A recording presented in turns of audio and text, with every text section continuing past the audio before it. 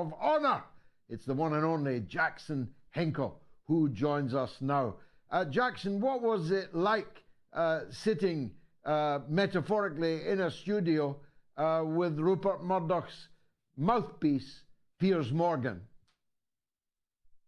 Well, it was quite something. I don't watch a lot of Piers Morgan, I have to admit, but I mean, to start off a conversation about the most pressing geopolitical crisis in the world right now and belittle it by calling the opposing side in this debate, myself, a Putin fanboy, it's just laughable. And I think people saw right through it.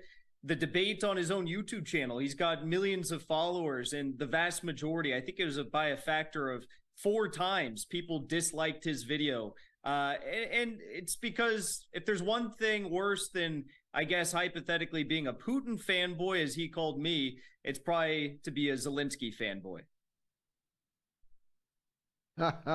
Well, Piers is Piers Morgan fanboy. And of course, he moves according to the wind. You're a young man, so let me educate you in this. He was our #1 ally in the British media against the war on Iraq.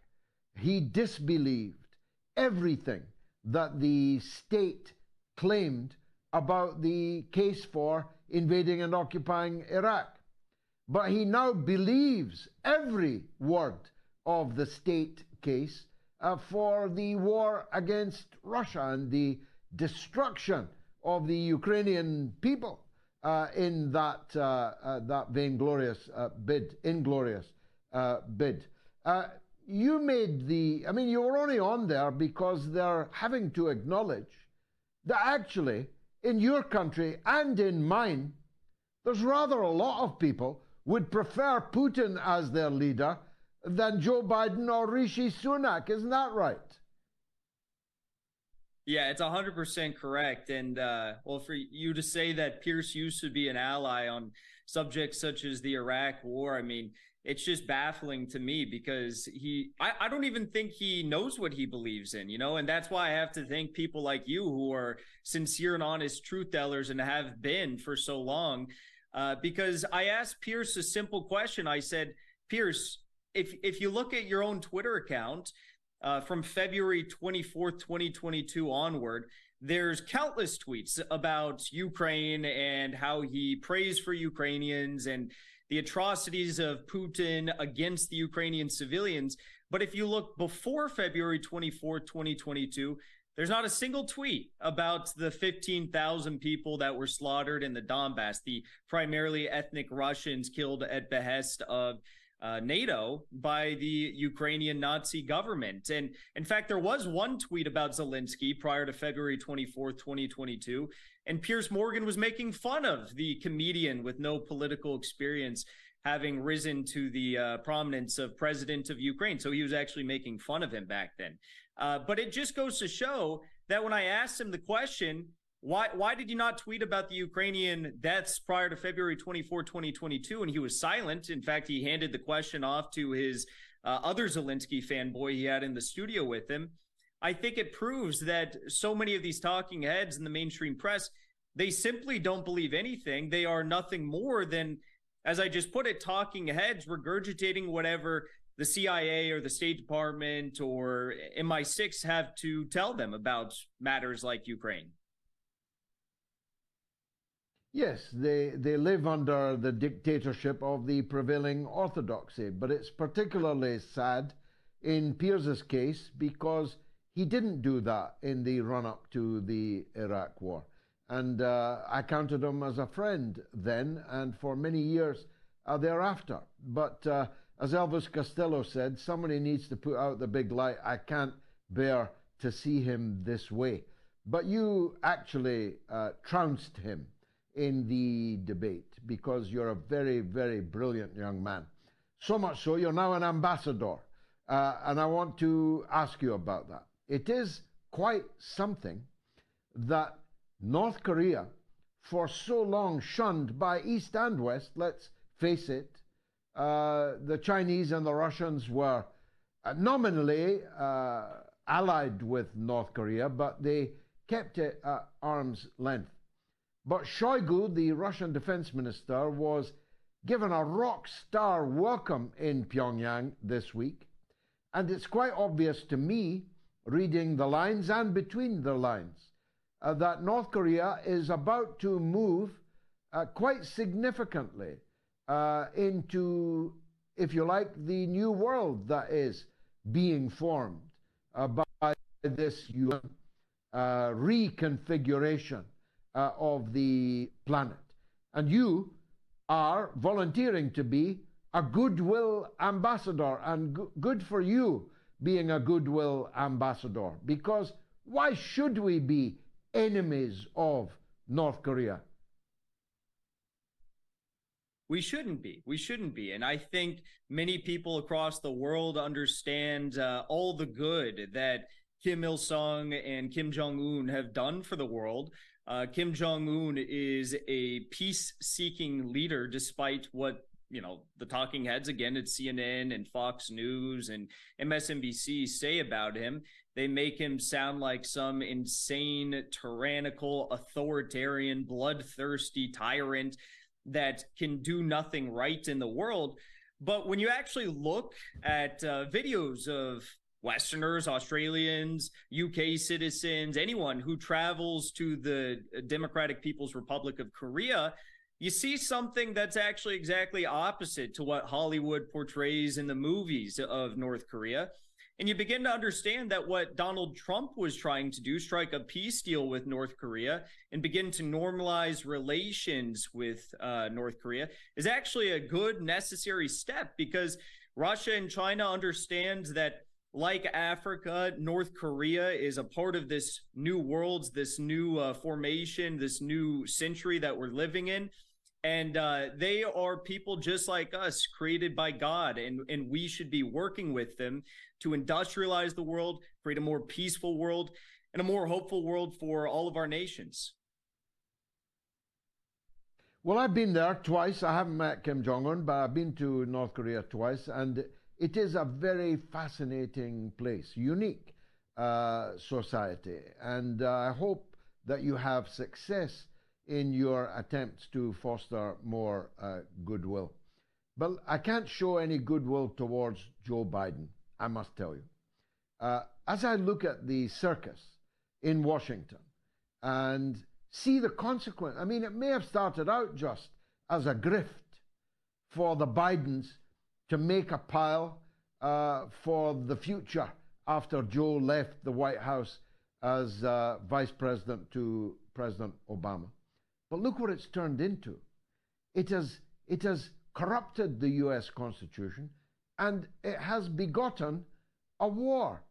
And now they're trying to arrest Hunter Biden's business partner before he can get to Congress tomorrow to give evidence of the Biden crime family's activities. Will they succeed in that, or will we hear from him tomorrow? I guess we'll have to wait and see. But if recent history is any indication for how this is all going to unfold, let's just take a look at the U.S. judicial system and how the prosecutors in New York and D.C. truly operate. Because Donald Trump has been, given a litany of charges for crimes that I think a bunch of Americans would dispute the validity of. And all the while, Donald Trump has been charged left and right. It seems like every other week he's getting arrested now. We still have none of the Jeffrey Epstein associates who have been held accountable for their crimes. We have SBF of FTX, who looks like he's going to get off the hook for his crimes. And as you just mentioned, they're now trying to do this and protect Hunter Biden and ultimately protect Joe Biden, who is in this fanatical war craze, clamoring for World War III with Russia, just in an effort, I don't know, maybe to protect what he did at this point with Burisma Holdings Group and what they were doing with Hunter Biden with Burisma. And another part of this that a lot of people forget is Hunter Biden was not only involved with Burisma Holdings in Ukraine, but he also was a massive, massive investor for a lot of these U.S.-operated biolabs, former Soviet weapons labs in Ukraine. and he was getting special approval from the DOD while Joe Biden was vice president overseeing U.S.-Ukrainian relations. There's a lot of suspect stuff here, and I think the Burisma payment of $83,000 a month to Hunter Biden is just the tip of the iceberg. Now, of course, the man who allowed the Bidens to run Ukraine was Obama. Because he looked cool in a tan suit and did a passable Sam Cooke from the stage in Chicago when he was first elected, a lot of people cut him a lot of slack, far more than they ought. But I'm wondering why this week we have a situation where the second Obama chef dies by drowning. Obama and his wife go playing tennis in a ritzy country club not 48 hours after the death by drowning in their garden of their 7-year employee, and Barack is wearing plasters on his hand and sporting a black eye. I'm wondering why that is not the biggest story in America right now. Why? Well, that's the exact behavior of someone who simply doesn't care about the death of their longtime friend and chef. And it's so in your face at this point. Yes, the question must be asked, why is no one talking about this? And I think the last phone call you had with one of your guests summarizes what so many are thinking,